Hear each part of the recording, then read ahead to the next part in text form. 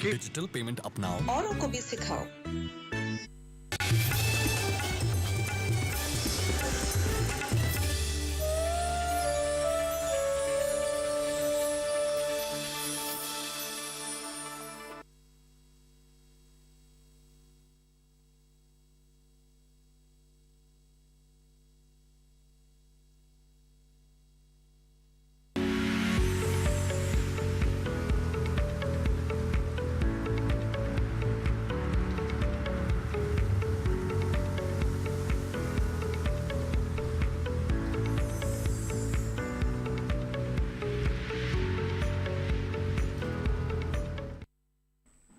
नमस्कार, आप देख रहे हैं दूरदर्शन किसान कार्यक्रम हेलो किसान में आप सभी का स्वागत है। मैं हूं आपके साथ मोनालिसा। हेलो किसान कार्यक्रम में हम सोमवार से शुक्रवार शाम के 6 बजे कृषि क्षेत्र से जुड़े हुए अलग अलग विषय लेकर आते हैं, जिस पर विशेषज्ञ मेहमानों से हमारी विस्तार से चर्चा होती है। और चूंकि ये फोन इन कार्यक्रम है तो आप भी इस कार्यक्रम में हमारे साथ जुड़ सकते हैं। आप हमारे टोल फ्री नंबर पर कॉल कर सकते हैं और हमारे विशेषज्ञ मेहमानों से जानकारी हासिल कर सकते हैं। इसके अलावा सोशल मीडिया के अलग अलग प्लेटफॉर्म्स और ईमेल के जरिए भी आप अपने सवाल हम तक पहुंचा सकते हैं। तो आइए सबसे पहले हम आपको आज के कार्यक्रम के विषय के बारे में बता दें, जिन विषयों पर आज हम चर्चा करेंगे। फसलों में संतुलित उर्वरकों का प्रयोग और इसके साथ ही सेब के बागों का रखरखाव, इन विषयों पर आज हम विस्तार से इस कार्यक्रम में चर्चा करेंगे। इनसे जुड़े हुए सवाल पूछने के लिए नोट कर लें हमारा टोल फ्री नंबर, जिस पर आप कॉल कर सकते हैं 1800-113060 और 1800-113061 पर आप कॉल कर सकते हैं। ये टोल फ्री नंबर है। इस बात का बस ध्यान रखें कि बातचीत के दौरान टीवी की आवाज बंद रखें और फोन लाइन के जरिए बातचीत करें, इससे बातचीत में रुकावट नहीं आती है। साथ ही आपको बता दें कि ईमेल के जरिए भी आप अपने सवाल हमें भेज सकते हैं। हमारा ईमेल आईडी है hellokisan2015@gmail.com। सवाल के साथ साथ अपना नाम और स्थान भी जरूर लिखें। और हमारे सवालों के जवाब के लिए यहाँ पर बेहद ही खास मेहमान इस वक्त मौजूद है। आइए आपका परिचय करा देते हैं। डॉक्टर श्रवण कुमार इस वक्त हमारे साथ यहाँ पर मौजूद है, जो कि मुख्य प्रबंधक है विपणन क्रिबको नोएडा से। आपका बहुत बहुत स्वागत है इस कार्यक्रम में। तो आइए कार्यक्रम की शुरुआत करते हैं। और फसलों में संतुलित उर्वरकों के प्रयोग की जहां तक बात है, तो डॉक्टर श्रवण जानना चाहेंगे सबसे पहले आपसे कि अच्छी गुणवत्ता युक्त फसल उत्पादन के लिए ये कितना जरूरी है कि जो उर्वरकों का प्रयोग है वो बहुत ही संतुलित तरीके से किया जाए। देखिए, ऐसा है कि संतुलित उर्वरक उपयोग एक बहुत पहले से चला आ रहा है कार्यक्रम में भारत सरकार का, और आप देख ही रहे हैं कि उर्वरकों का अंधाधुंध उपयोग हमारी मृदाओं को, हमारी फसलों को नुकसान पहुंचा रहा है।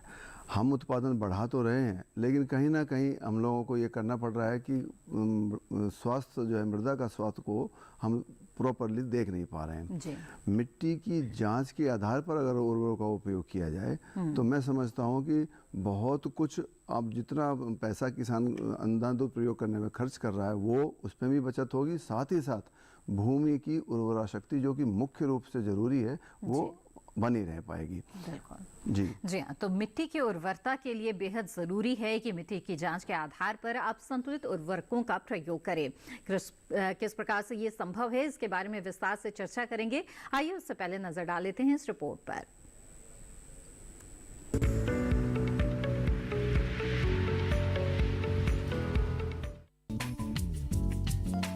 फसलों की अच्छी पैदावार के लिए संतुलित उर्वरकों का इस्तेमाल बेहद जरूरी है। खेतों में संतुलित उर्वरकों के उपयोग का प्रभाव न सिर्फ उपज पर पड़ता है, बल्कि मिट्टी की उर्वरा शक्ति और फसल की गुणवत्ता पर भी पड़ता है। उर्वरकों के संतुलित उपयोग का मतलब है कि फसल की जरूरत के हिसाब से आवश्यक पोषक तत्वों को सही मात्रा व उचित अनुपात में देना। इसके लिए उर्वरक कब देना है, ये बात भी मायने रखती है। वैसे तो फसल के संपूर्ण विकास के लिए 18 पोषक तत्वों की जरूरत होती है, जिसमें नाइट्रोजन, फास्फोरस और पोटाश का उपयोग अधिक मात्रा में और बाकी अन्य तत्वों का उपयोग कम मात्रा में किया जाता है। उर्वरकों के संतुलित उपयोग से फसल को तीनों पोषक तत्व सही अनुपात में मिल जाते हैं, जिससे किसान को फसल से अधिक उत्पादन मिलता है। हालांकि किसान को उर्वरकों का चुनाव फसल की किस्म, मिट्टी के प्रकार, जलवायु व उर्वरक में तत्व के मूल्य के आधार पर करना चाहिए। बोई जाने वाली फसल की किस्म के आधार पर उर्वरक का चयन करना लाभकारी रहता है। इसके लिए सबसे पहले मिट्टी का परीक्षण कराना चाहिए। इससे मिट्टी के पीएच मान का पता चलता है। साथ ही ये भी पता चलता है कि मिट्टी में किन किन तत्वों की कमी है, जिससे फसल को सही पोषण दिया जा सके। इसके अलावा फास्फोरस और पोटाश की जरूरत पौधों को अपने शुरुआती समय में जड़ों की वृद्धि के लिए अधिक होती है। ऐसे में इन उर्वरकों की संपूर्ण मात्रा बुआई के समय आधार पर देनी चाहिए।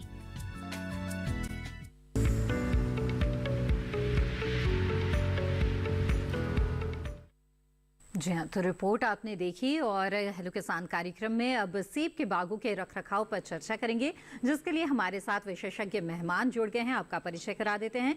डॉक्टर हसीब रहमान इस वक्त हमारे साथ जुड़े हुए हैं, जो कि सहायक प्राध्यापक हैं कृषि विज्ञान केंद्र कुलगाम जम्मू कश्मीर से। बहुत बहुत स्वागत है डॉक्टर हसीब आपका इस कार्यक्रम में।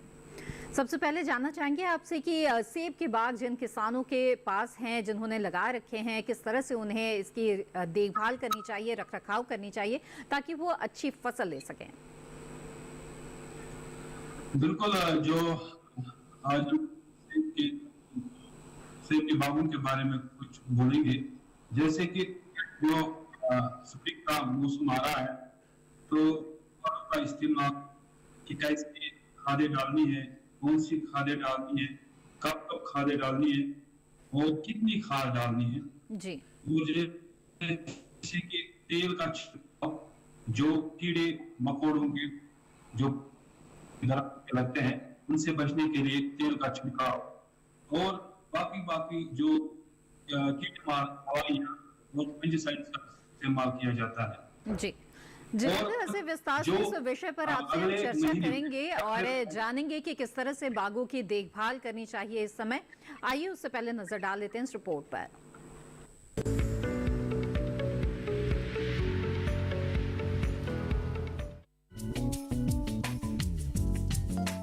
सेब ठंडे प्रदेशों की फसल है, जो कि मुख्य रूप से जम्मू कश्मीर, हिमाचल प्रदेश, उत्तर प्रदेश और उत्तराखंड में उगाया जाता है।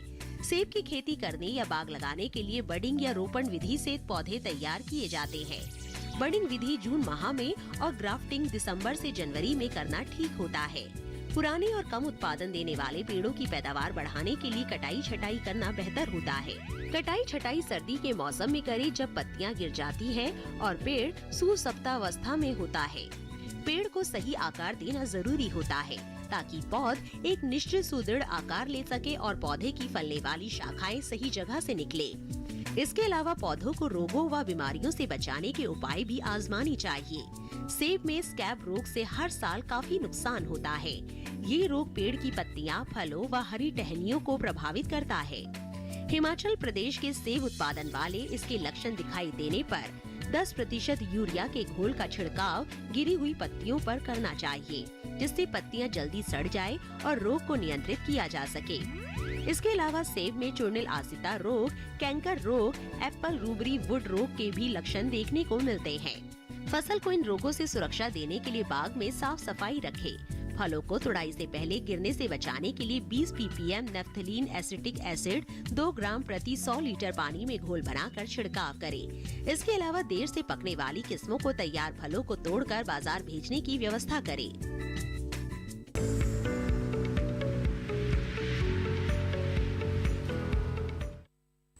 जहाँ तो रिपोर्ट आपने देखी। आइए अब आगे बढ़ते हैं। बातचीत को आगे बढ़ाते हुए डॉक्टर श्रवण, मैं आपका रुख करना चाहूंगी। और जैसे कि आपने कार्यक्रम की शुरुआत में ही हमें बताया कि संतुलित उर्वरकों का प्रयोग किसानों को करना चाहिए और इसके लिए मिट्टी की जांच करना बेहद ही ज़रूरी है। तो ऐसे में सरकार की जो महत्वाकांक्षी योजना है सॉइल हेल्थ कार्ड, इसकी उपयोगिता के बारे में आपसे जानना चाहेंगे। और अगर मिट्टी की जाँच किसान कराना चाहते हैं तो किस तरह से करवा सकते हैं, ये बताएँ। देखिए, मिट्टी की जांच के आधार पर हो क्या रहा है कि मिट्टी की जांच के लिए किसानों को सॉइल हेल्थ कार्ड उपलब्ध कराए जा रहे हैं। जी जी। लेकिन हो ये रहा है कि किसान उन जो संस्तुतियां हैं, जो रिकमेंडेशंस दी जा रही हैं, उनको अडॉप्ट नहीं कर रहा है। फोकस इस बात पे सरकार का भी अभी मृदा स्वास्थ्य कार्ड योजना हमारे प्रधानमंत्री महोदय ने शुरुआत की थी, आदरणीय महोदय ने। जी जी। उस समय ये था कि ज़्यादा से ज़्यादा मिट्टी की जांच हो और उस जांच के आधार पे ही उर्वरकों का उपयोग किया जाए। लेकिन कहीं ना कहीं ऐसा हो रहा है कि वो अभी भी नहीं हो पा रहा है। तो प्राथमिकता इस बात पे होनी चाहिए कि जो रिपोर्ट किसान को दी गई है वो किसान उस चीज़ को अडॉप्ट करे, उस रिकमेंडेशंस को माने, उनको समझे, आसपास देके फसलों को उर्वरकों का उपयोग ना करे।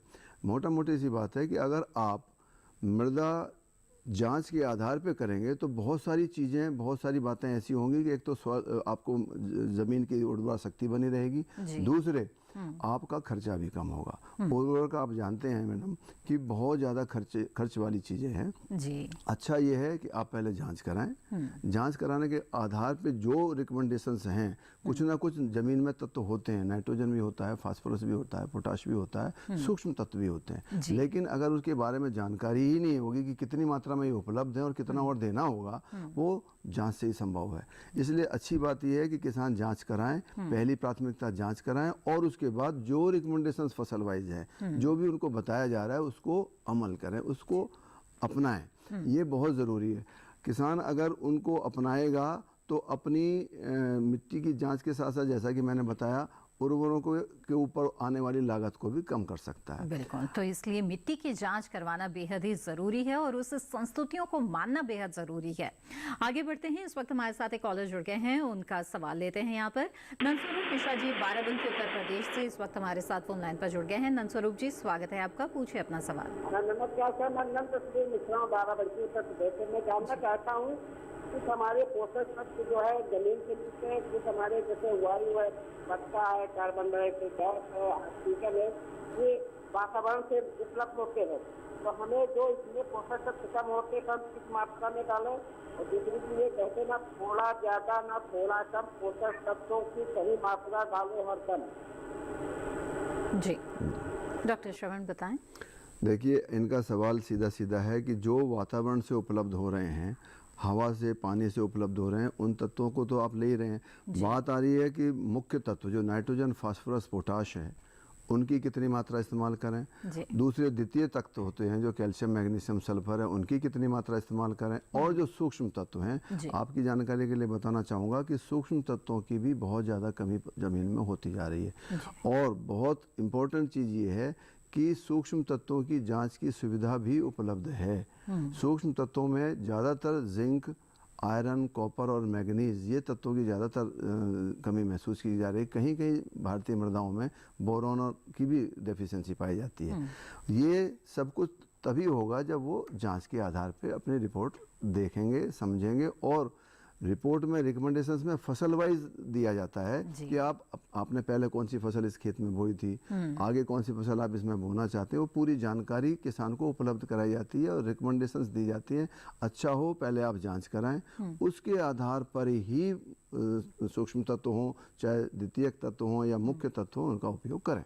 जी, तो ऐसे में जानना चाहेंगे कि ये जो मुख्य पोषक तत्व है, जैसे कि आपने बताया कि कई बार किसान जांच नहीं करवाते हैं और सीधे सीधे खेतों में जो मुख्य पोषक तत्व है वो रसायनों के तौर पर वो देते चले जाते हैं।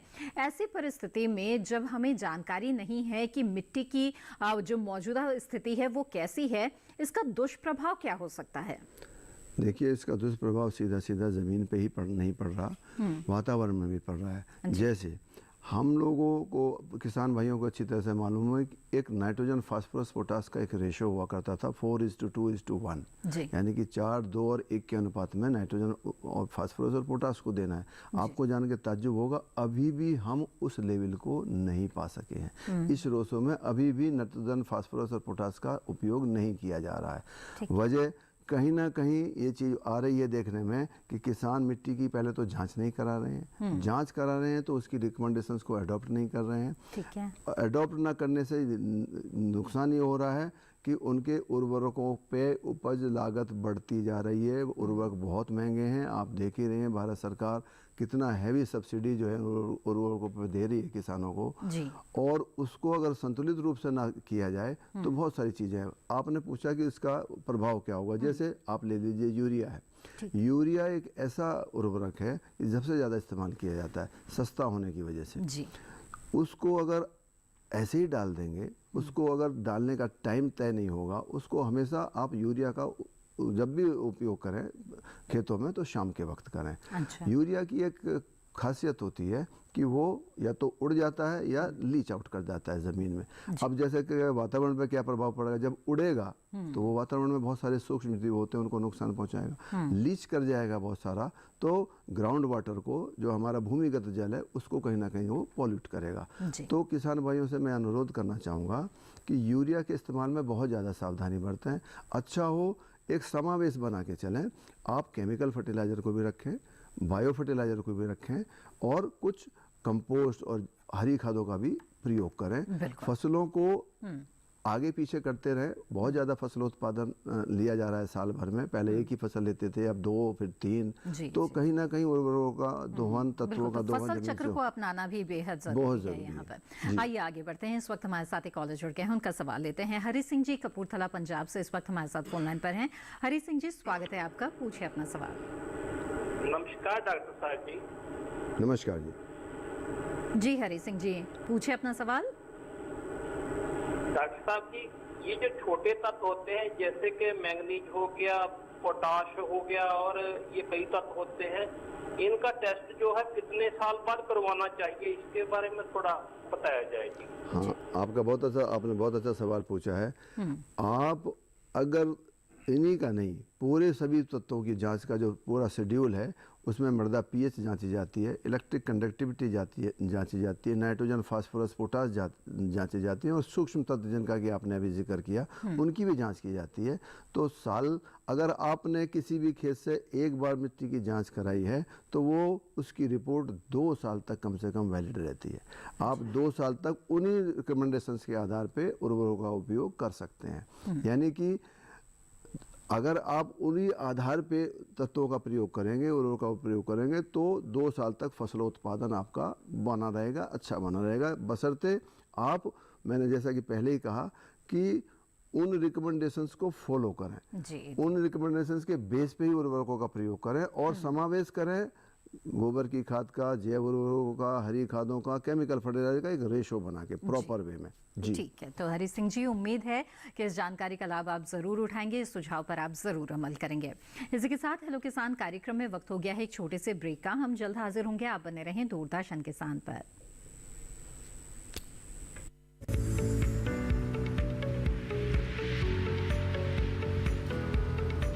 अरे भाई, सुना नहीं क्या?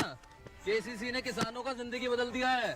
देश के छोटे किसान 1,60,000 रुपए तक का कर्ज बिना किसी गारंटी को ले पाएंगे। ब्याज खोरों से भी पीछा छुटा। मैं तो जैविक खेती का पूरा सामान मंगा लिया। केसीसी का भी कोई दबाव नहीं है। ब्याज चुकाने के लिए पूरा 1 साल मिलता है। समय पर भुगतान करने पर केवल 4% के सालाना ब्याज पे लोन मिल गया मुझे। अपना आधार कार्ड, लेटेस्ट फोटो और जमीन के कागजात लेके अप्लाई करो बस। और नामांकन भरने के लिए जेब भी ढीली नहीं करनी पड़ी।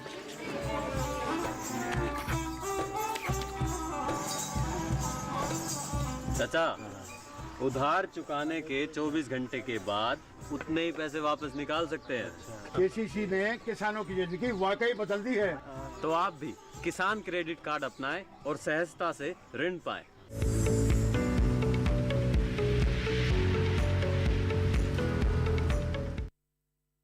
ब्रेक के बाद आप सभी का फिर से स्वागत है। आप देख रहे हैं कार्यक्रम हेलो किसान।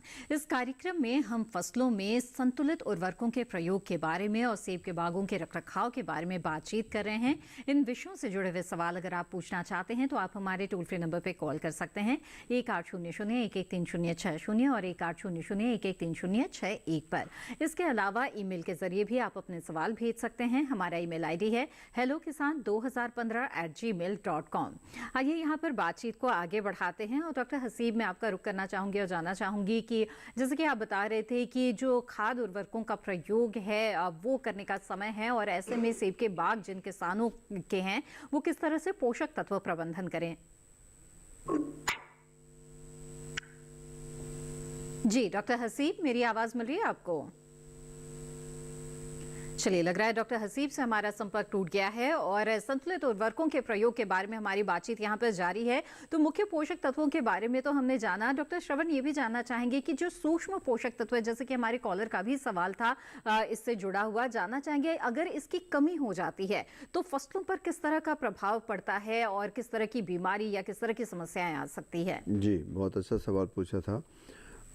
एक बात मैं बताना चाहता हूँ कि तत्वों की उतनी कमी भारतीय मृदाओं में नहीं है जितनी की अवेलेबिलिटी फॉर्म में उपलब्ध नहीं हो पा रहा है।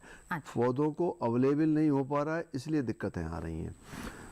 कहीं ना कहीं ये देखा जा रहा है कि ज़मीन में पोषक तत्व तो हैं। मैंने कहा ना, जैसे मैंने पहले कहा कि मिट्टी की जांच कराएंगे तो कुछ ना कुछ पोषक तत्व तो ज़मीन में हैं, लेकिन पौधे को उपलब्ध नहीं हो पा रहे हैं। पौधे को उपलब्ध नहीं हो पा रहे हैं, उसके लिए जैव उर्वरकों का उपयोग कर सकते हैं।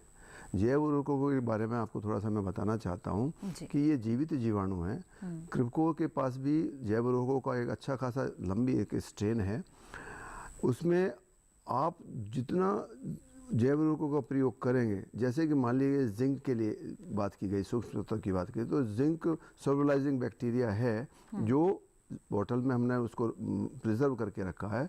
आप उसे देंगे तो जो अवेलेबल फॉर्म में जिंक नहीं है उसको वो अवेलेबल फॉर्म में करेगा और पौधे की जड़ों तक पहुंचाएगा। ठीक इसी तरह से फास्फोरस है, तो पीएस भी एक लिक्विड बायो फर्टिलाइजर आता है, जैव उर्वरक आता है, फॉस्फेट सोल्युबलाइजिंग बैक्टीरिया। आप उसको देंगे तो जो अवेलेबल फॉर्म में नहीं है फास्फोरस, उसको अवेलेबल फॉर्म में पहुंचाने का काम करेगा। ठीक इसी से पोटास जो अवेलेबल फॉर्म में नहीं है, अवेलेबल फॉर्म में पहुंचाने का काम करेगा। कृभको ने, मैं आपकी जानकारी के लिए बताना चाहूँगा कि नाइट्रोजन, फास्फोरस, पोटास के कंजोर्टिया भी बनाए हैं। यानी कि तीनों का मिक्सचर करके भी लिक्विड बायो फर्टिलाइजर बनाया गया है किसान भाइयों के लिए, ताकि उनको अलग अलग परचेज करने में दिक्कत हो तो एक भी ले सकते हैं।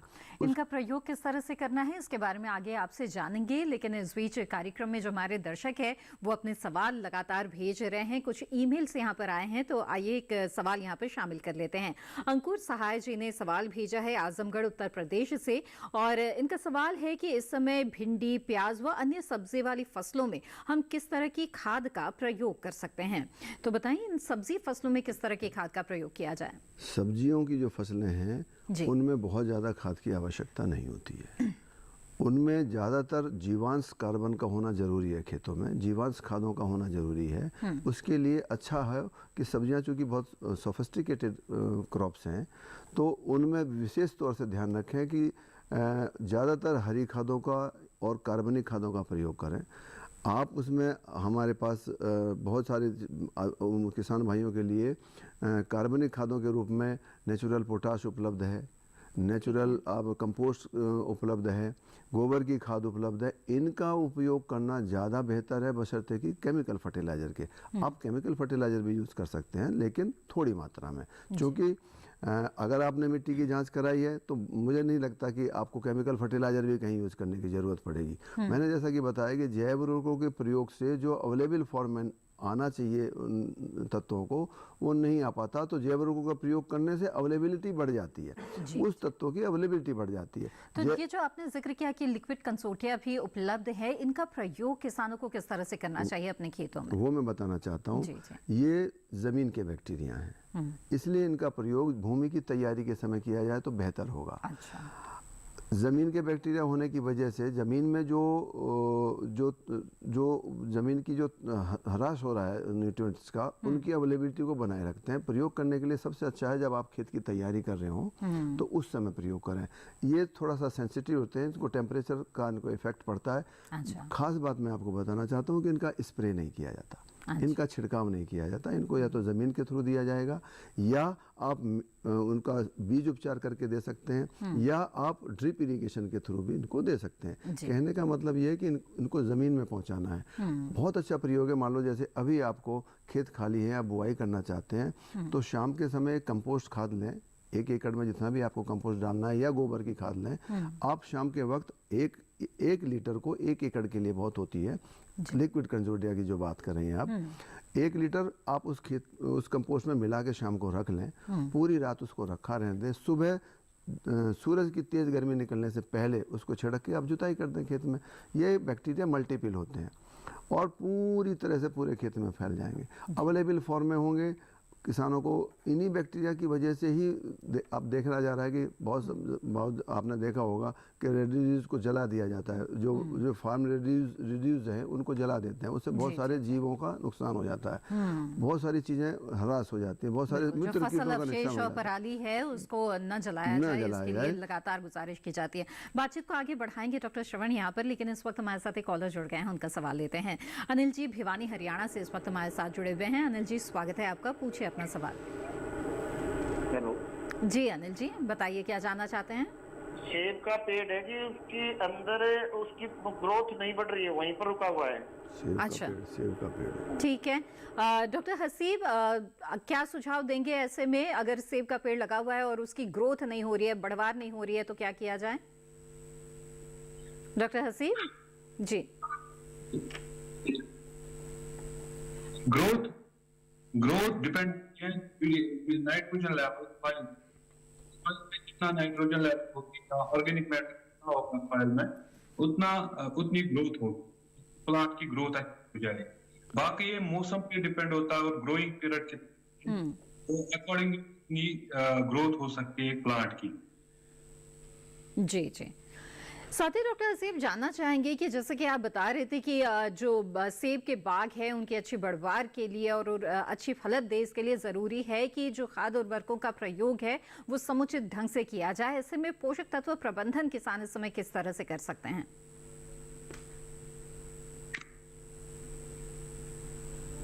आवाज नहीं आ रही है, आवाज। जी, खाद उर्वरकों के प्रयोग के बारे में जानना चाहते हैं डॉक्टर हसीब। आवाज मिल रही है आपको? आवाज कम आ रही।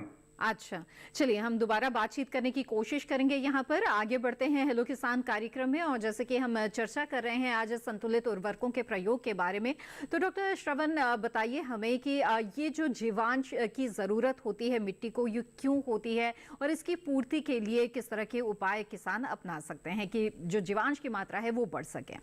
देखिए, ऐसा है कि जीवांश की मात्रा पे ही केमिकल फर्टिलाइज़र की यूज इफ़िशियंसी डिपेंड करती है। अगर जीवांश नहीं होगा और जो कालापन होता है ज़मीन के अंदर, वो एक ह्यूमस तत्व होता है, ह्यूमस की वजह से ज़मीन में कालापन होता है, ऑर्गेनिक मैटर होता है। जीवांश की उपलब्धता अगर नहीं होगी तो मैं क्लियर बता रहा हूँ कि जो भी आप फर्टिलाइज़र उसमें देंगे उनको भी वो पौधे उपलब्ध फॉर्म में नहीं ले पाएंगे, उनकी भी उपलब्धता सुनिश्चित नहीं हो पाएगी। जी। बड़ा मोटा मोटा सा है। अगर आपने मिट्टी की जांच कराई है तो बहुत अच्छा, अगर नहीं कराई है तो मैं बताता हूँ कि आप कैसे कर सकते हैं। मान लीजिए आपने मिट्टी की जांच नहीं कराई है और किसी खेत में आप उर्वरकों का, संतुलित उर्वरकों का प्रयोग करना चाहते हैं। कुछ ना कुछ किसान भाई ऐसा करेंगे कि मुझे इतने रुपए का खाद डालना है, ये तो मानेंगे। मान लीजिए उसको 1000 रुपये का फर्टिलाइज़र डालना है, उसका सीधा सीधा सा रखें। अगर मिट्टी की जांच नहीं कराई है तो आधा, यानी कि 500 रुपये का केमिकल फर्टिलाइज़र का इस्तेमाल करें, 250 रुपये का जैव उर्वरकों का प्रयोग करें और 250 रुपये का आप हरी खाद, गोबर की खाद, कंपोस्ट खाद का प्रयोग करें। ये हो गया बिल्कुल संतुलित उर्वरक उपयोग, अगर तो आपने मिट्टी की जांच नहीं कराई है। अगर आपने मिट्टी की जांच कराई है तो फिर तो कोई बात ही नहीं है, आपके उपलब्ध तत्वों के आधार पर आपको देना है। तो बिल्कुल डॉक्टर श्रवण, माफ कीजिएगा, आपको रोकेंगे यहाँ पर। इस वक्त हमारे साथ एक कॉलर जुड़ गए हैं, उनका सवाल ले लेते हैं और संतुलित उर्वरकों के बारे में बातचीत हमारी जारी रहेगी। विपिन जी इस वक्त सागर मध्य प्रदेश से हमारे साथ जुड़े हुए हैं। विपिन जी स्वागत है आपका, पूछिए अपना सवाल। जी मैम नमस्ते।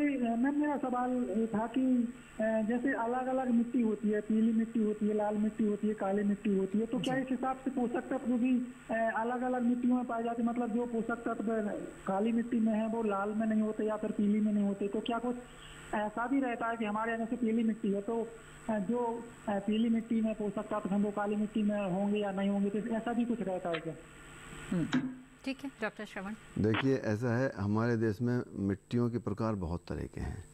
कहीं ब्लैक कॉटन सॉयल है, कहीं रेड सॉयल है, तो काली पीली मिट्टी से ज़्यादा प्रभाव नहीं पड़ता। पड़ता है इस बात से है कि तत्वों की उपलब्धता उसमें कैसी है, किस लेवल के तत्व हैं। कोई सी भी मिट्टी हो, किसी भी कलर की मिट्टी हो, उससे कोई प्रभाव नहीं पड़ता कि इसमें तत्व कम होंगे या इसमें ज़्यादा होंगे, ऐसा कुछ नहीं है। आप किसी भी तरह की काली, पीली, लाल, हरी जो भी मिट्टी आपके यहाँ पे है उसकी पहले जांच कराएं। आपको अपने आप ही पता चल जाएगा कि इस मिट्टी में जीवांश खाद कितने हैं, नाइट्रोजन की मात्रा कितनी है, पोटाश की मात्रा कितनी है, इसकी पीएच वैल्यू कितनी है, इसकी इलेक्ट्रिक कंडक्टिविटी कैसी है, लवणों की स्थिति कैसी है, सूक्ष्म तत्वों की स्थिति इसमें कैसी है। जांच कराइए, उसके बाद आप रिपोर्ट लीजिए, रिपोर्ट के आधार पर प्रयोग कीजिए। मिट्टी के रंग से उसकी कोई मतलब नहीं है कि आप उसमें कम है कि ज़्यादा है, वो जांच से ही पता चल पाता है कि मिट्टी किस तरह की है, कितनी उसमें उर्वरा शक्ति कितनी है, कितनी वो उर्वरक है, कितनी फर्टाइल है। वो किसी भी कलर की मिट्टी हो, उसकी जांच की बेस पे ही पता चल सकता है कि उसमें क्या, किन तत्वों की कमी है, किन तत्वों की पूर्ति करनी है। बिल्कुल विपिन जी, उम्मीद है आपके सवाल का जवाब आपको मिल गया होगा। डॉक्टर श्रवण, आपसे जानना चाहेंगे, आपने बातचीत में कई बार हरी खाद का जिक्र किया कि मिट्टी में हरी खाद का होना बेहद ज़रूरी है, तो ऐसे में किन किन फसलों के लिए किस तरह की जो हरी खाद का प्रयोग है वो किसान कर सकते हैं? मैं बताना चाहूँगा कि पहले हमारे किसान भाई, आपने देखा होगा कि हरी खादों की जुताई किया करते थे। जितनी भी दाल वाली फसलें हैं, जैसे अब इस समय का सीज़न चल रहा है, इस समय खरीफ और रबी के खरीफ का सीज़न शुरू होने को है, रबी की फसलें कटने को हैं, तो बीच का ये जायद का जो सीज़न चल रहा है इस समय उन हरी खादों को बोने का अच्छा वो अवसर है। आप उनको बोइए, ख़ास तौर से दाल वाली फसलों को बोइए और उनकी जुताई कीजिए। सनई है, ढैंचा है, एक बार साल में इन हरी खादों को जोत दीजिए खेतों में। उनको आप उत्पाद नहीं लेना है, उनकी जुताई भर करनी है। आपने देखा होगा जितनी भी इस तरह की फसलें होती हैं उनकी जड़ों में नोड्यूल्स होते हैं। उनकी जड़ों में जो नोड्यूल्स होते हैं उनके अंदर नाइट्रोजन के बैक्टीरिया होते हैं, फिक्सिंग करते हैं। वो ज़मीन में नाइट्रोजन को, वायुमंडल की नाइट्रोजन को लेके ज़मीन को उपलब्ध कराने का काम करते हैं। अगर आप उनकी जुताई खेतों में कर देंगे तो ज़मीन की उर्वरा शक्ति अपने आप बढ़ जाएगी, उसकी क्वालिटी बढ़ जाएगी, उसमें वायु का संचार बढ़ जाएगा, उनका साथ साथ उनकी जो है जल धारण क्षमता बढ़ जाएगी मिट्टी की। तो जो भी फसल उसके बाद आप लेंगे, जैसे कि धान की फसल आप लेंगे जायद के बाद, तो धान की फसल में बहुत सारा जीवांश कार्बन, जीवांश खाद इन हरी खादों के माध्यम से उपलब्ध होगा। तो अच्छा अवसर है कि आप पहले इनको बोएं और इनकी जुताई करें, तो अपने आप उर्वरा शक्ति मेंटेन होगी और बहुत अच्छा रिजल्ट आपको देखने को मिलेगा। आइए अब आगे बढ़ते हैं। कार्यक्रम में इस वक्त हमारे साथ एक कॉलर जुड़े हुए हैं, उनका सवाल लेते हैं। राजेश जी उन्नाव उत्तर प्रदेश से इस वक्त हमारे साथ जुड़ गए हैं। राजेश जी, स्वागत है आपका, बताइए क्या जानना चाहते हैं? नमस्ते मैम। जी नमस्कार, बताएं। मैं जानना चाहता हूँ कि मेरी मिर्च की खेती है, मिर्च की जो पौधे की बढ़वाद हो रही है, मिर्च जो फल है उसकी बढ़वाद नहीं। राजेश जी माफ कीजिएगा, आपकी आवाज़ हमें साफ साफ नहीं मिल पा रही है, एक बार फिर से अपना सवाल दोहरा दीजिए। मैम मेरी मिर्च की खेती है, पौधे तो ठीक बड़े बढ़वाद है, मिर्च के फल है उसकी बढ़वाद नहीं हो पा रही है। अच्छा, फसलों की बढ़वाद नहीं हो पा रही है, क्या मिट्टी की जांच करवाई है आपने? मिट्टी जांच तो मैम हो कराई थी, लेकिन इनकी जो कंट्रोलिया दिया था, बाकी दर्द दिए थे, पर मिर्च की जो है वो बढ़वा नहीं है फल की। डॉक्टर श्रवण क्या सुझाव देंगे आपने? मेरा इनसे ये अनुरोध है कि अगर बढ़वार नहीं हो पा रही है, ये मेरे ख्याल से मिर्च की खेती की बात कर रहे हैं, मिट्टी की जांच इन्होंने नहीं कराई है, तो फिर मैं वही दोबारा दोहराना चाहता हूँ, मिट्टी की जांच की सुविधा निःशुल्क रूप से कृषकों के पास उपलब्ध है। खेत इस समय खाली हो रहे हैं, रबी की फसलों का कटान की स्थिति आने वाली है। सबसे अच्छा अवसर है कि आप मिट्टी की जांच कराएं, सॉइल सैंपल लें, उसको भेजें। हमारे यहाँ भी मैं आपकी जानकारी के लिए बताना चाहता हूँ कि कृषकों ने 2005 में नोएडा में एक कृषकों कृषि परामर्श केंद्र की स्थापना की थी, और वो माइक्रोन्यूट्रिएंट्स टेस्टिंग के लिए स्पेशली की गई थी, क्योंकि माइक्रोन्यूट्रिएंट्स की डेफिशिएंसी बाद में शुरू हुई थी। पहले मेजर न्यूट्रिएंट्स जो नाइट्रोजन, फास्फोरस, पोटाश थे, उनकी जांच की सुविधाएं हुआ करती थी। माइक्रोन्यूट्रिएंट्स की डेफिशिएंसी जैसे जैसे देखी गई, तो उसके लिए हमने बनाया था, आप वहाँ से सैंपल लेके, अच्छे से सैंपल का तरीका लेना आपको आना चाहिए। सैंपल लेके आप हमारे जो क्षेत्रीय प्रतिनिधि आपके ज़िले में हैं उनको दे सकते हैं, वो हमारा कोरियर के थ्रू हमारे पास आएगा, उसकी हम जांच करके ईमेल के थ्रू आपको उसकी जांच की रिपोर्ट भेज देंगे, और उसका कोई पैसा चार्ज नहीं किया जाता किसानों से या सहकारी समितियों से। तो आप एक बार जांच कराइए, उसके बाद आपकी जितनी भी समस्या हैं, चाहे वो मिर्च की खेती की बात है या दलहनी फसलों की बात है या अनाज वाली फसलों की बात है, वो सारी समस्याएं दूर हो जाएंगी। और हमारा एक किसान हेल्पलाइन नंबर भी है, उस पर भी आप बात कर सकते हैं। आप जब आप भेजेंगे रिपोर्ट, उसके साथ आपको वो नंबर भी दिया जाएगा, पूरी आपकी मदद की नंबर अभी बता सकते हैं? हाँ, मैं वो बता देता हूँ, 0120 25 35 628 जी, ये हमारा किसान हेल्पलाइन नंबर है। आप इस पे बात कर सकते हैं, 9:30 से शाम के 5:30 बजे तक आप इस पे बात कर सकते हैं। आपकी जो भी समस्या है वो पूरी की जाएंगी। बिल्कुल। तो राजेश जी, जो सुझाव आपको मिले हैं यहाँ पर, इस पर ज़रूर अमल कीजिए। हमें उम्मीद है कि आपकी जो समस्या है इससे आपको छुटकारा ज़रूर मिलेगा। इसी के साथ हेलो किसान कार्यक्रम में रुकते हैं एक और छोटे से ब्रेक के लिए। जल्द हाजिर होंगे, आप बने रहें दूरदर्शन किसान पर।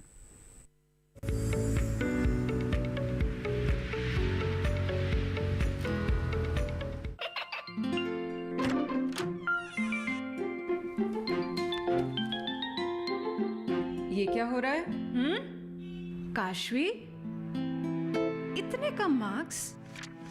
काशू, बेटा पढ़ा करो, पढ़ोगी नहीं तो आगे कैसे बढ़ोगी? मम्मा मैं भी तो आपसे यही कहना चाहती हूँ, पढ़ा करो। आप पढ़ोगे नहीं तो आगे कैसे बढ़ोगे?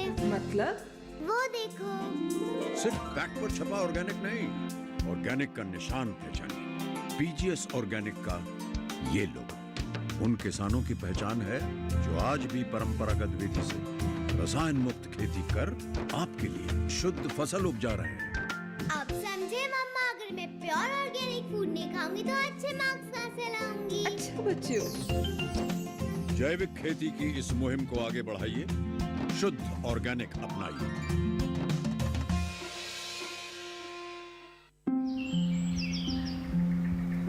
अरे अरे अरे क्या कर रहा है? इधर इधर इधर, हम बोल रहे हैं तेरे बीजू का। पुतला बोल रहा है? हाँ, पक्षियों से तो हम खेत को बचा लेते हैं, पर इन घातक रसायनों से कैसे बचाएं? मतलब? देख बेटा, तू जो ये अंधाधुंध रसायन मिलाता है ना, मिट्टी की सेहत बिगड़ने लगी है। और जब माटी ही कमजोर पड़ जाएगी तो उपज कैसे सेहतमंद होगी? हाँ? अरे पहले ऐसा नहीं था। पूछना अपने बड़े बुजुर्गों से, कैसे फसल लहलहाती थी, शुद्धता झलकती थी। हाँ, माटी भी तंदुरुस्त और लोग भी। अरे पहली वाली बात कहाँ? पर अब तो सब यही डाले हैं। सब नहीं, आज भी लाखों जागरूक किसान परंपरागत विधि से फसल उगा रहे हैं। खर्चा कम और उपज की कीमत भी बेहतर पा रहे हैं। ठीक है भाई, मैं भी आज से जैविक खेती शुरू करूंगा। माटी से प्रेम की परंपरा है, परंपरागत खेती।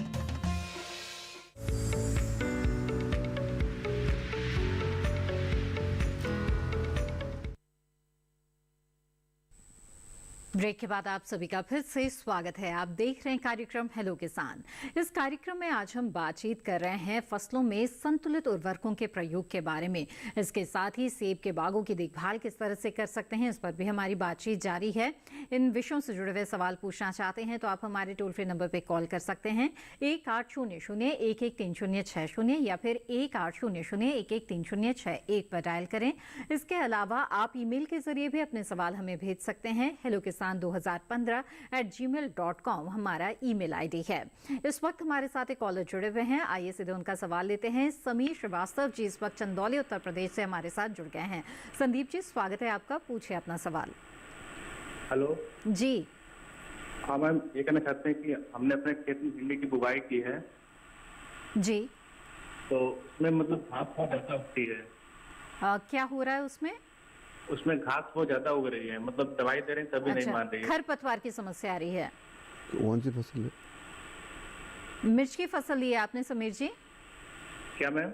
आपने कौन सी फसल ली है? मिर्च की फसल ली है? समीर जी हमारी आवाज मिल रही है क्या आपको? चलिए, लग रहा है हमारा संपर्क टूट रहा है। तो अगर खरपतवारों की बहुत ज्यादा समस्या आ रही है तो उसकी क्या वजह हो सकती है और कैसे इससे छुटकारा पाया जा सकता है? डॉक्टर श्रवण को सुझाव देना चाहेंगे आप? हाँ, मैं बताना चाहूँगा कि खरपतवार एक तरह से जमीन को सूक्ष्म तत्वों, सभी तत्वों को खींच रहे हैं। खरपतवार नियंत्रण बहुत ज़रूरी है। कोई भी फसल ऐसी नहीं है जिसमें खरपतवार ना उगते हों। जनरली खरपतवार उगते ही हैं फसलों के साथ, और वो जो न्यूट्रिशन दिया जा रहा है फसलों में, उसका बहुत सारी मात्रा खरपतवार अपने ऊपर उससे ज़मीन से ले लेते हैं, जो कि हमारी मेन क्रॉप को मिलने चाहिए।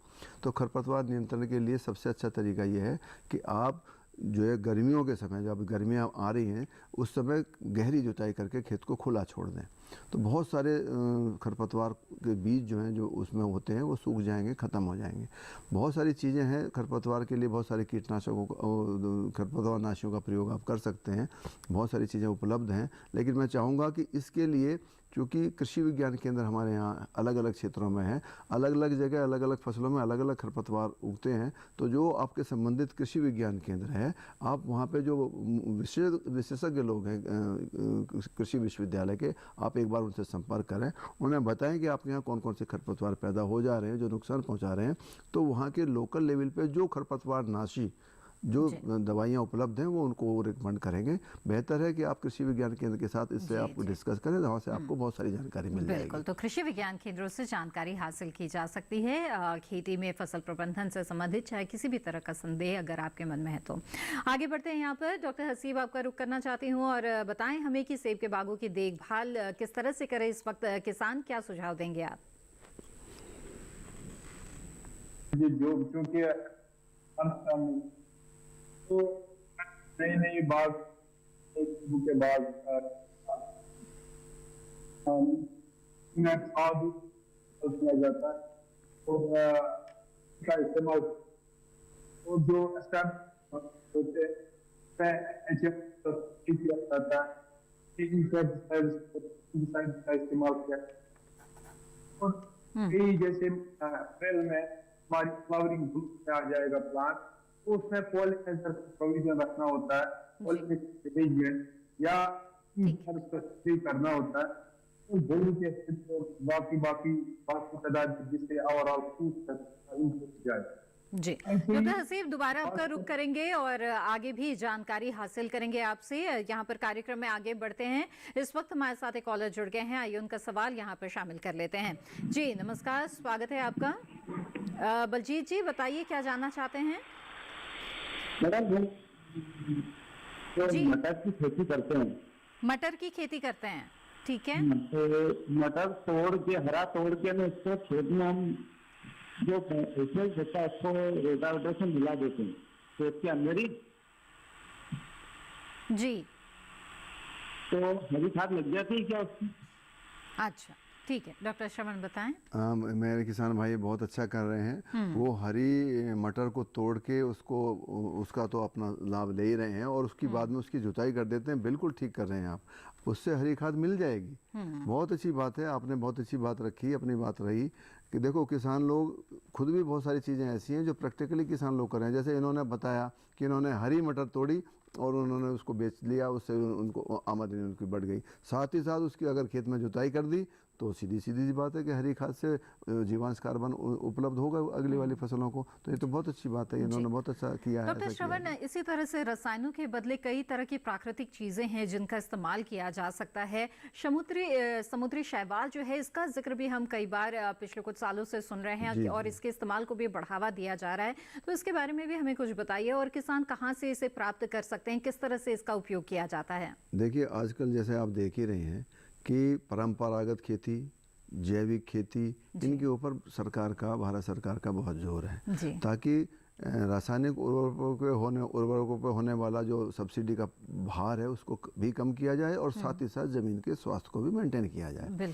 तो प्राकृतिक खेती और जैविक खेती के लिए बहुत सारी चीज़ें उपलब्ध हैं। मैं ख़ासतौर से अपने कृपको के बारे में आपको बताना चाहता हूं। जहां तक हमारा सवाल है, कृपको के पास कंपोस्ट उपलब्ध है, सिटी कंपोस्ट से वो उपलब्धता किसानों के बीच में की जा रही है।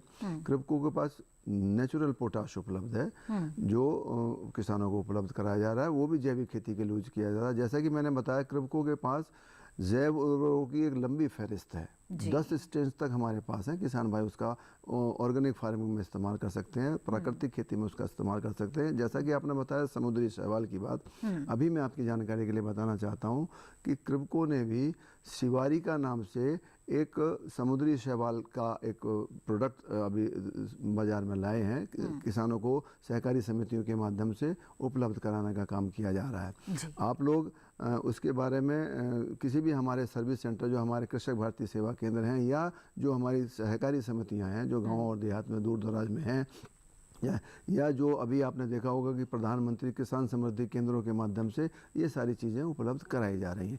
एक बार आप प्रधानमंत्री किसान समृद्धि केंद्रों पे, कृपको के कृषक भारती सेवा केंद्रों पे, या जो भी आपके क्षेत्र में सहकारी समितियां हैं जो उनके रिटेल काउंटर्स हैं, या जो आपके अपने रिटेल काउंटर्स हैं जहां आपको मिल सकती हैं चीज़ें, आप वहां एक बार जाइए। आपको सारी चीज़ें सही मात्रा में, सही और उचित मूल्य पर आपको उपलब्ध होंगी। समुद्री शैवाल का एक अलग प्रभाव ज़मीन में देखा जा रहा है। अच्छा होगा इन सब चीज़ों का समावेश किया जाए, हरी खाद, जैविक खाद, समुद्री शैवाल और बहुत सारी चीज़ें, कंपोस्ट की खाद है, इनको जैव उर्वरकों का प्रयोग है, इनको समावेशित किया जाए तभी। कंपोस्ट खाद का भी जिक्र आपने कई बार किया, इसके बारे में भी हमें बताएं कैसे तैयार किया जाता है कंपोस्ट की खाद और कहां से प्राप्त कर सकते हैं, क्या किसान खुद भी तैयार कर सकते हैं?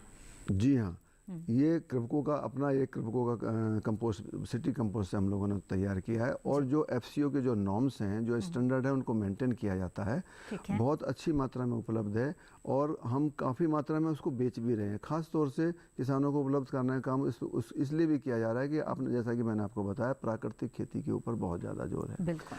कंपोस्ट जो है और या जो जैव उर्वरक हैं या जो नेचुरल पोटाश है या जो समुद्री शैवाल है, जो भी चीज़ें ये दी जा रही हैं, ये ज़मीन की उर्वरा शक्ति को मेंटेन रखने के लिए दी जा रही हैं। आप केमिकल फर्टिलाइजर्स को संतुलित रूप से प्रयोग करें, साथ ही साथ इनका भी उपयोग करें। तो मैंने जैसा कि पहले बताया कि जैविक जीवांश खाद की उपलब्धता ज़मीन में जितनी अच्छी होगी और रासायनिक तत्वों को भी उपलब्ध कराने की क्षमता इन जैविक उर्वरकों में, जैविक जीवांश खादों में होती है। इसलिए बहुत ज़रूरी है कि जो उर्वरक क्षमता को बनाए रखने के लिए, उर्वरक की उपलब्धता को बनाए रखने के लिए जीवांश खादों का प्रयोग बहुत ज़रूरी है। किसान भाइयों से मेरा पुनः एक बहुत अच्छा दोबारा अनुरोध करना चाहूँगा कि जीवांश खादों का समायोजन करें, साथ ही मिट्टी परीक्षण के आधार पर ही उर्वरकों का प्रयोग करें। तो वो बहुत कुछ अपनी चीज़ों को अनावश्यक रूप से जो उर्वरकों का प्रयोग अंधाधुंध किया जा रहा है, उससे बचा जा सकता है। आय दुगनी की जा सकती है, जैसा कि हमारे माननीय प्रधानमंत्री महोदय ने ये आय दुगनी करने की बात बहुत समय पहले की थी। हम वहाँ तक पहुँच भी रहे हैं, लेकिन वो तभी संभव होगा जब उत्पादन लागत को कम किया जाए। और उत्पादन लागत को कम करने का सबसे अच्छा तरीका है कि उर्वरकों का संतुलित उर्वरक उपयोग किया जाए। मिट्टी की जांच कराइए। मैं फिलहाल पुनः अनुरोध कर रहा हूँ, मिट्टी की जांच कराना बेहद जरूरी है। इससे जहां मिट्टी की उर्वरा शक्ति बढ़ती है, आपकी लागत भी कम होती है, यानी कि दोहरा जो लाभ है वो होता है। बातचीत को यहाँ पे जारी रखेंगे, लेकिन फिलहाल हेलो किसान कार्यक्रम में वक्त है एक और छोटे से ब्रेक का। जल्द हाजिर होंगे, आप बने रहें दूरदर्शन किसान पर।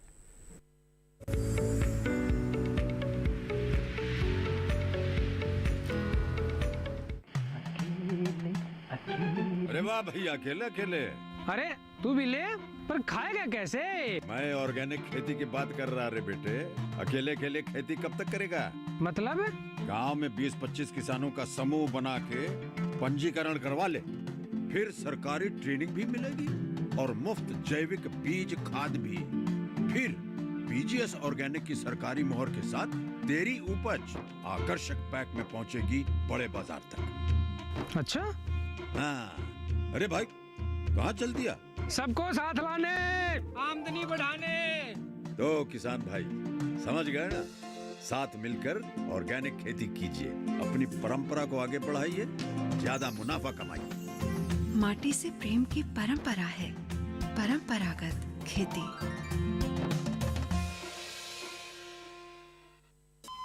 अरे सुन तो। मुझे क्या सुनाना चाहते हो? जो सुनाओ मेरी सौतन को। किसको? अरे वही तुम्हारा मोबाइल फोन जिससे सुबह शाम दिन रात चिपके रहते थे और कहते थे किसान कॉल सेंटर से बातें हो रही हैं। अच्छा ये बात है। हाँ, क्यों? क्या हुआ? अब बात नहीं होती क्या? अब तो झट से बात हो जाती है। ऐसा क्या? हाँ, अब तो ज्यादा लाइनें और खास तकनीक के कारण खेती के माहिरों से तुरंत बात हो जाती है। और अगर कभी लाइन व्यस्त हो तो अपनी समस्या फोन पर रिकॉर्ड करा दो, वहाँ से फोन आ जाता है और समस्या की हल का मैसेज भी आ जाता है। ये देखो आ गया। अरे वाह, इसका मतलब इंतजार की घड़ी अब खत्म। हाँ। तभी मैं सोचूं कि आजकल मुझ पर इतना प्यार क्यों आ रहा है। कृषि संबंधी समस्याओं का अपनी भाषा में तुरंत हल पाने के लिए पूरे भारत में किसी भी फोन से हेल्पलाइन नंबर पर संपर्क करें। किसानों का दोस्त किसान कॉल सेंटर।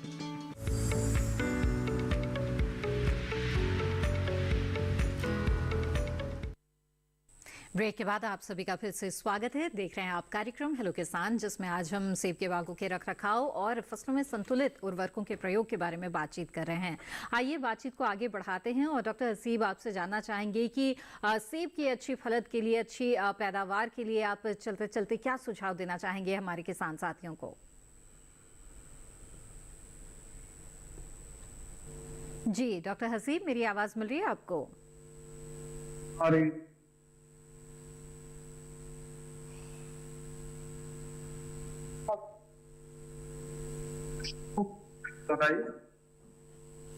जी किसानों को क्या सुझाव देना चाहेंगे आप सेब की अच्छी पैदावार हासिल करने के लिए क्या करें?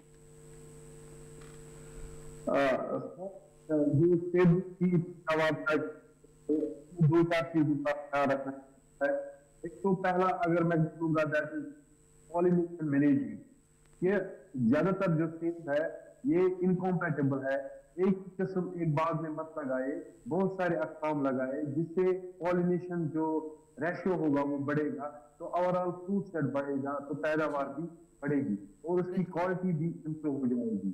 और जो वाटर मैनेजमेंट, पानी का बढ़िया इस्तेमाल कीजिए। और पानी का इस्तेमाल ही नहीं, पानी की निकासी भी बाहर ड्रेनेज, जिसको वाटर ड्रेनेज बोलते हैं, तो वो भी ठीक ठाक रखिए। क्योंकि बहुत सारे सेबों के जो जड़ होते हैं उसमें रूट रॉट या कॉलर रॉट, क्राउन रॉट जैसे रोग लग सकते हैं। इसलिए बेहतरीन से बेहतरीन पानी की सुविधा रखिए और पानी की निकासी भी ठीक ठाक होनी चाहिए। जी बिल्कुल, यानी कि उचित सिंचाई प्रबंधन भी बेहद ही जरूरी है। डॉक्टर हसीब, आप हमारे साथ जुड़े रहें, अहम जानकारी आपने दी, आपका बहुत बहुत धन्यवाद। आइए अब हेलो किसान कार्यक्रम में यहाँ पर आगे बढ़ते हैं और बहुत सारे मेल हमारे पास जो मिल रहे हैं, इनमें से एक शामिल करते हैं। एक सवाल भेजा है संदीप बांगर जी ने और इनका सवाल ये है कि कृपको का मध्य प्रदेश में भी कोई सॉइल टेस्ट सेंटर है क्या? साथ ही इनका सवाल ये भी है कि सनई ढैंचा कितने दिन बाद मिट्टी में मिलाना है? तो डॉक्टर श्रवण बताएं।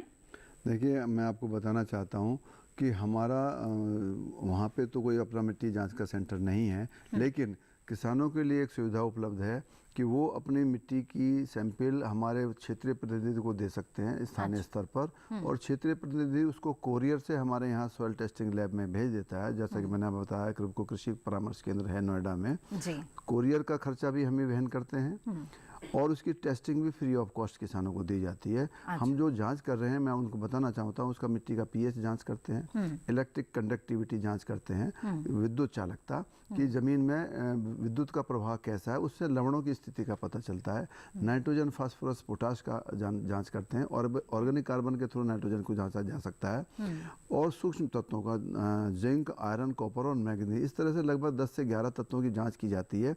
आपको वहाँ पे सिर्फ सैंपल लेके हमारे क्षेत्रीय प्रतिनिधि को देना भर है। सैंपल लेने का तरीका विशेष रूप से ध्यान रखें कि सैंपल अच्छे तरीके से लें, सही जानकारी सैंपल लेने की होनी चाहिए। आपको पता होना चाहिए कि आपको सैंपल कैसे लेना है। सैंपल आप लेंगे, कोरियर का खर्चा हम लोग वहन करेंगे, मिट्टी की जांच का पूरा खर्चा हम वहन करेंगे।